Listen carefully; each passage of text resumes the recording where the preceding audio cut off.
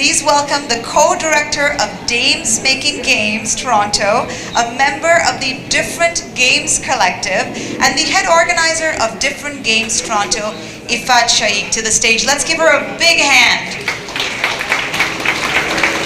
Woo!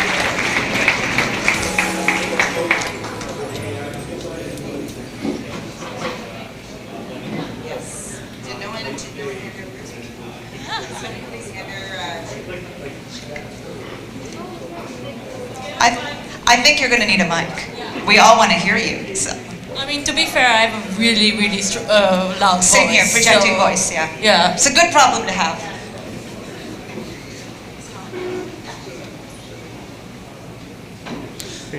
Okay.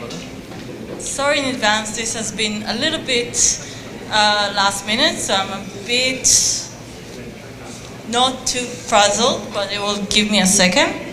So, welcome everyone. As we said before, my name is Ifat Shaikh. I'm an assistant professor in York University. My research has to do with video games, both creating and researching them. And I have the pleasure of introducing Stephanie Harvey, who's a professional esports player and advocate against gender discrimination in esports, and a former game designer in Ubisoft Montreal. Hi. Hello. Hello. How are you? Okay. We talked like 5 There's minutes. a lot of people here. Hi. Okay, so hi. Hi. So the first question, just a little bit, maybe you'll introduce yourself a little bit. How did you get into esports? How did you get into game design? Sort of how you transitioned from game design into esports. Yes, absolutely. So, as you all know, gaming is still fairly a new medium. But esports on top of that is even newer. So if you have no idea what this little bug is, what esports is, it's pretty much, my own definition is competitive gaming, but with an audience with a purpose. A little bit like how you can play sports in your backyard, but it gets more fun when you watch it on TV, like the Maple Leaf, for example, right? So that would be the difference between just gaming and esports. So I started gaming, like probably most of you guys in this crowd, as young as I can remember. I'm lucky and fortunate enough that my parents didn't think that it was only for boys. And I did like gaming throughout my whole life, but it wasn't until I think in '03, which makes me a grandmother of esports, I want to say. Yeah. Before it was even named esports, it was just people playing games for fun in competitive way that I started taking it really seriously. And there was no recognition, no support. Back then, I was very weird, especially since the conception of a gamer was supposed to be somebody in the basement, you know, that never talked to anyone, and here I was, studying in architecture at university, but also competing across the world to be the best Counter-Strike player I can be. And here I am today, a couple of World Cups in my pocket later, and other achievements. But yeah, on this stage talking about my job. So I mentioned you were a game designer in Ubisoft Montreal for a while, and I wanted to ask, so I come from game design. I am, like many game designers, not the best player. It's a thing. But how is your skills differ as a game designer than an esports player? Do you use some of the stuff you worked as a game designer as an esports player? Absolutely. Well, first of all, I started studying in game design and being interested in game design way after I was already winning World Cup championships. So it was really a way for me to align my passion into my work. My whole life I thought, you know, I'm never going to work into my video games because, you know, this is my passion and I'm going to do something that makes more sense, you know, be an architect. And at some point, I realized everybody was telling you to work into your passion, make your job look like it's not a job, whatever. So I said, all right, let's jump in, let's do this for full time. So I studied in game design, and I thought I was an imposter for so long, because I think that there's no right way to be a game designer, and it's something that you learn after years of experience. And I think just a designer in general, it doesn't matter if people don't understand, or some people don't understand, or if it's your vision and it doesn't fit with something else. And I'm sure you can agree with that. It's really hard to define what a good game designer is and what a bad one is. Like, everyone can be a game designer. Today you can wake up and be, I'm gonna design a game, and you'll be a game designer. So it's something that I learned through, I want to say, trial and error.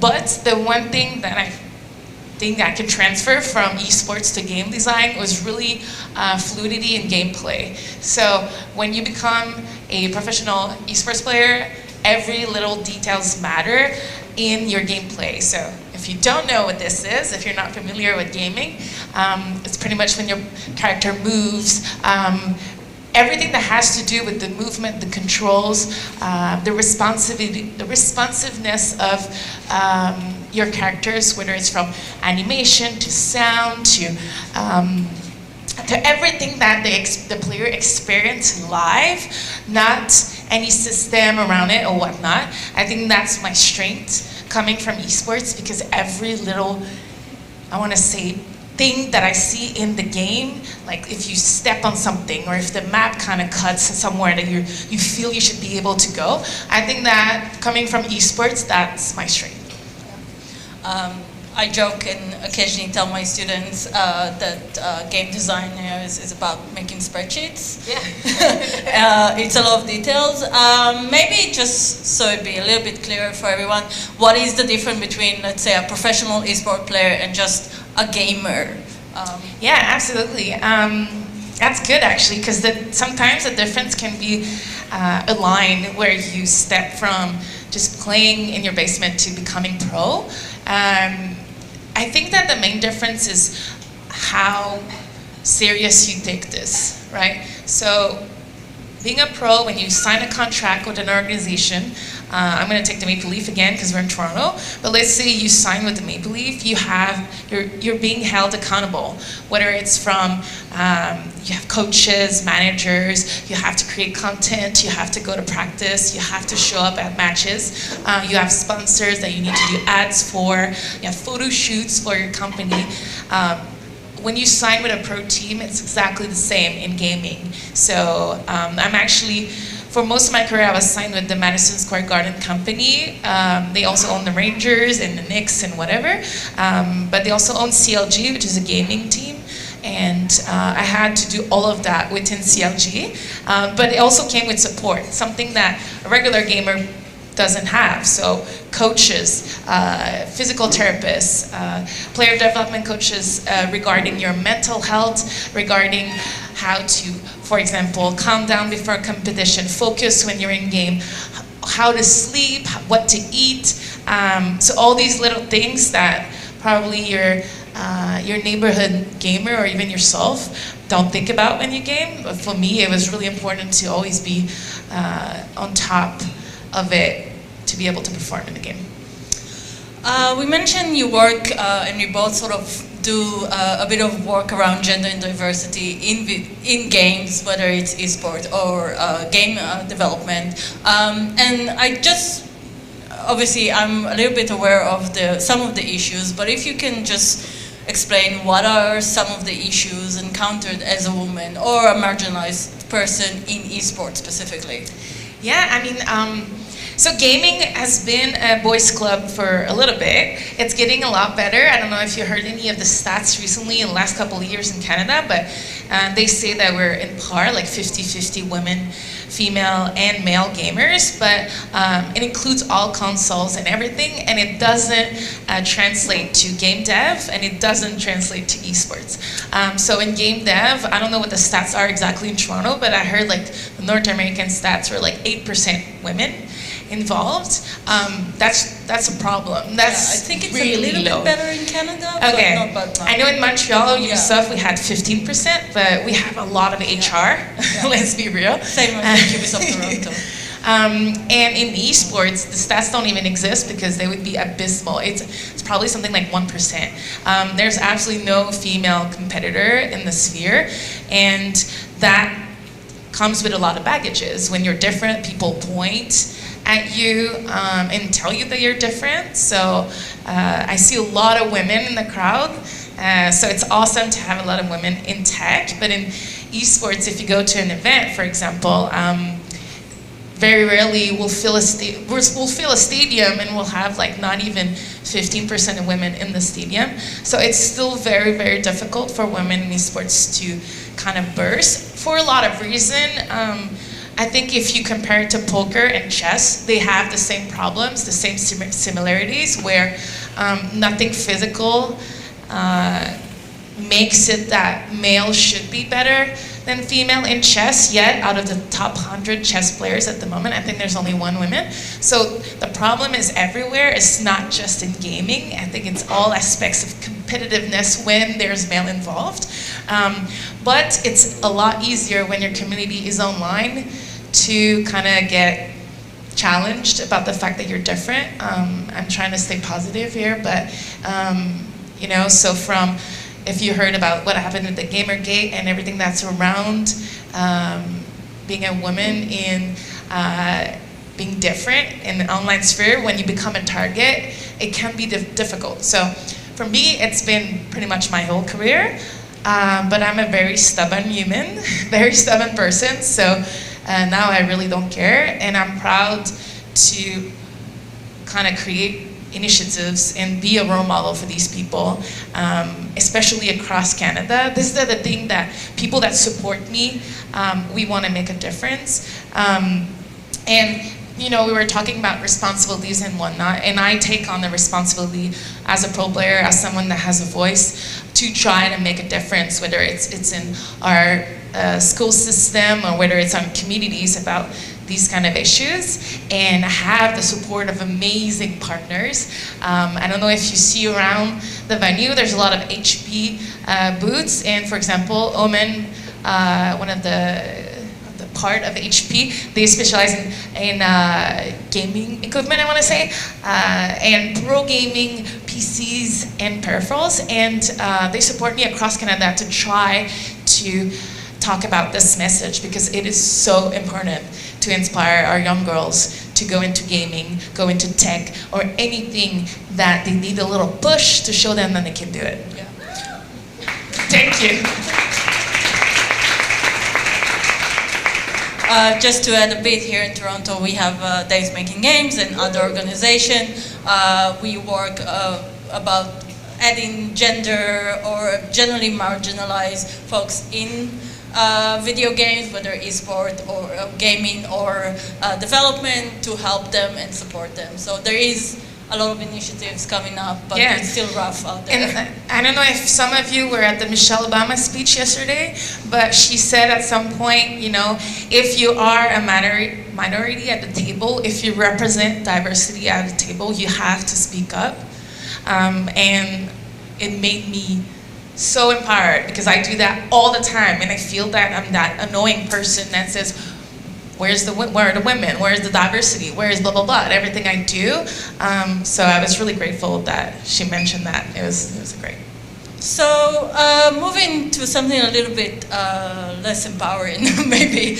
Just a little bit about the business, because even me as someone who deals with games, my knowledge about specifically esport business is, you have those, 15 or 16 years old kids who are making millions, and it's always absurd, because as game developers we do not make millions, not even close. But how do you see this business? Obviously it's a very new business model. How do you see the current business progressing? Are there thoughts about how to make it more sustainable? Is it sustainable? I think this is a very difficult question that no one has the answer to, but I can talk about how different it is from sports. And the problem that we have right now in esports is that maybe like 10 years ago there was absolutely no money in esports, and now we're at millions 10 years later, and we're talking hundreds of millions, and there's a lot of money in prize pool and revenues and whatnot. But a lot of it is from private venture. A lot of it is investment that hasn't been returned yet. So it's a very, very, I want to say risky, but not risky at the same time, because we know it's going to explode. We see what's going on in Europe, even in the US, and as well as in Asia, how big esports is. It's the national sports of Korea. You know, there's no doubt that it's gonna boom. It's gonna be featured at the Olympics once again coming up. So it's there to stay. Now, we can't sell tickets to stadiums every couple of days, you know, and that's the big difference as the Maple Leaf, for example. They sell tickets all the time. In esports, you have one event, and it's the people organizing the event that makes the money out of it. The organization don't get anything unless there's a partnership. So we're still figuring out how to make money out of sponsors, because right now all the sponsors and the venture capital kind of puts the money in, and there's not much return. We went from zero to a lot to, I think, too much money being invested. So we're gonna see probably it stabilized and new ways to make revenues, whether it's partnership with game companies. For example, Fortnite right now gives a lot back to the creator in the game, but maybe one day they'll want to give back to the organizations or whatnot. We'll see how it develops, but we're still figuring out how to do it. I think franchising is going to be great. We have in the Overwatch League, we have one big team in Toronto, so we'll see how they can develop that market. And it's coming to Call of Duty as well. We'll see it coming. Honestly, I think franchising might be interesting. I am not pro-franchising, to be honest. I like freedom of teams and whatnot, but I like to have a diversity market, and this is what esports is offering. So many opportunities to test out and see what works. Just to add, before we do a quick Q&A, I don't think we have a lot of time, but I just saw yesterday that League of Legends is working with Louis Vuitton. Yeah. Which was a very interesting collaboration. So. Yeah, we've had a lot of really interesting collabs. Again, they come from sponsorship, but they're pretty good, from car companies to you know, drinks. Or now Louis Vuitton is going to partner with League of Legends to put in-game items designed by the designers from Louis Vuitton. So this might change a lot. You know, if you go to a Louis Vuitton store and you can see these designs in real life, I don't know. Like, there's a lot of opportunities there that we haven't explored. Once again, it's very, very new, but more and more you see in the sports division in pretty much every company. And I'm telling you, in a couple of years, we won't call it esports. We'll call it Overwatch, hockey, baseball, Counter-Strike. We will not be talking about sports or esports anymore. Do we have time for Q&A? We have time for Q&A. No. No time. We're Okay, wrapping up. we talked a lot. But I'll stay here for a little bit, maybe 10 to 15 minutes, so don't hesitate if you want to talk. Yes, I'll be here as well. Thank you very much. Thank you very much, everyone, for being here. Thank you, Ifat, for moderating that.